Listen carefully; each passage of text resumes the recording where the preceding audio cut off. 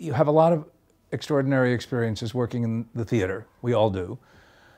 But one that was sort of life-changing for me was when I was directing a production of The Greeks, which was a 9-play series of plays by Sophocles, Aeschylus, and Euripides about the House of Atreus. I was co-directing this with Mary Robinson, so we were sharing duties on plays. And shortly before, or even maybe during, the rehearsals, which were extensive for these plays, which are monumental, my mother died, and I was in my early 30s. And it was entirely unexpected. Her death was not planned for. She died of a stroke. And one had to carry on because one was making this enormous production.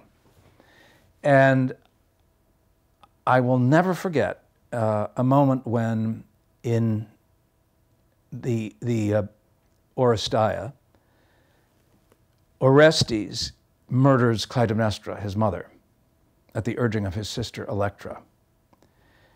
Now, I certainly didn't murder my mother, but something went through me that I have never felt before. I'd never felt before, and I have never felt since, but it was more visceral than any feeling I'd ever had in my life, because I felt that the play itself was looking into the depths of my soul, and I was shamed, I was exalted, I was terrified, I was thrilled in the ancient sense of thrill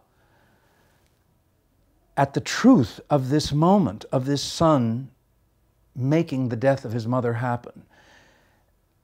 And it was so shocking to me to feel this, but at the same time, I realized that what I was feeling was exactly what the feeling of tragedy must be. That whether Oedipus realizes that he's married his mother and slept with her, anything that happens in those tragedies, somehow, if you get it right, or if you're in the right mood, it changes you.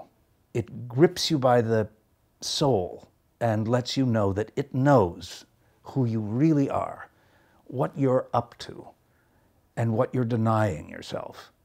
And I've never had that moment since, but I know that at that moment, one person alone in this theater, in this production that I had created myself, given the circumstances of my life, I knew what Euripides and Sophocles and Aeschylus wanted to happen to an audience. And I had the feeling this is what happened to those audiences at dawn in Athens, or in Epidaurus. It was amazing, life-changing.